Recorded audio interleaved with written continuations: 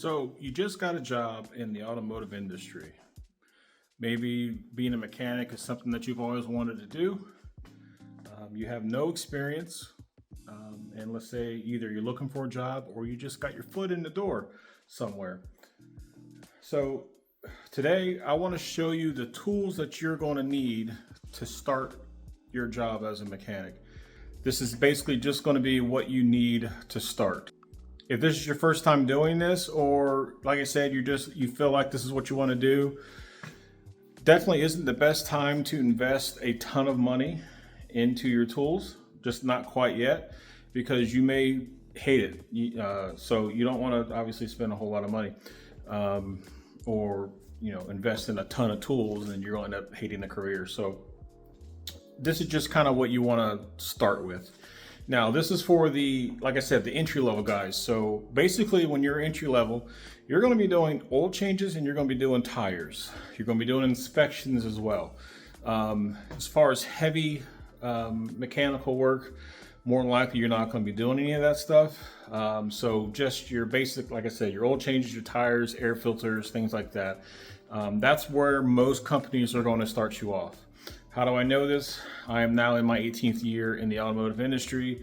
I've worked for the same company for that 18 years, and I started off at the bottom of the totem pole, and now I am the location leader.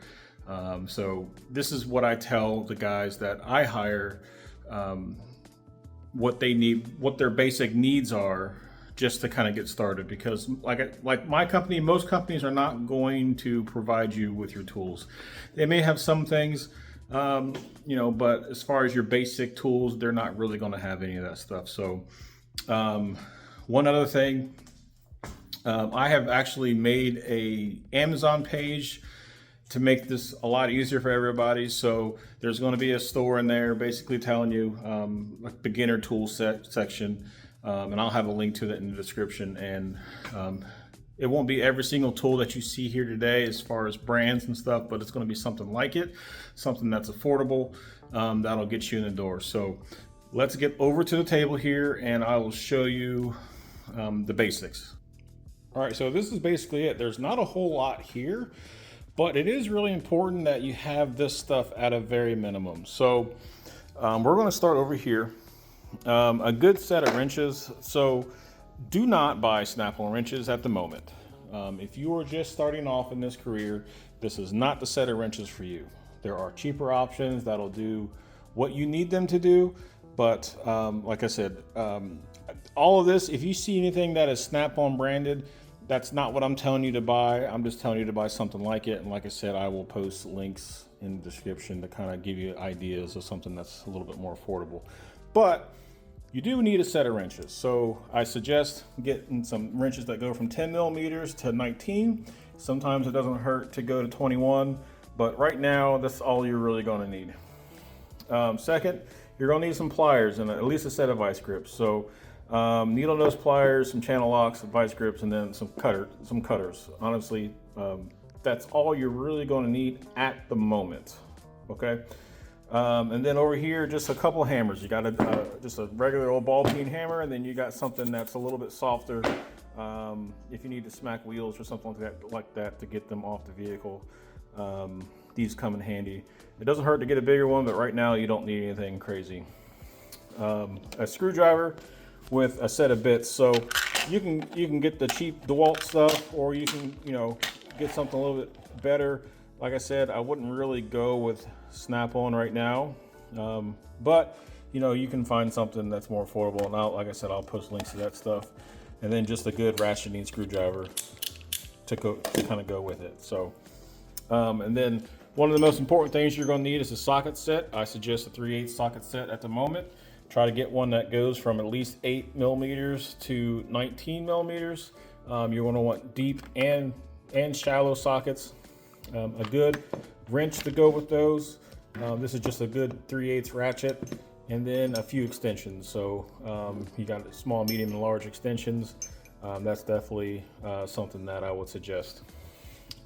And then you're going to have an impact. So this is to take off wheels. You don't need an electric one. You can get something a lot cheaper than this, but electric ones are nice. There's no air hoses or anything to mess with, but If you wanted to go with an air one, more than likely that's going to be a lot more cost effective for you.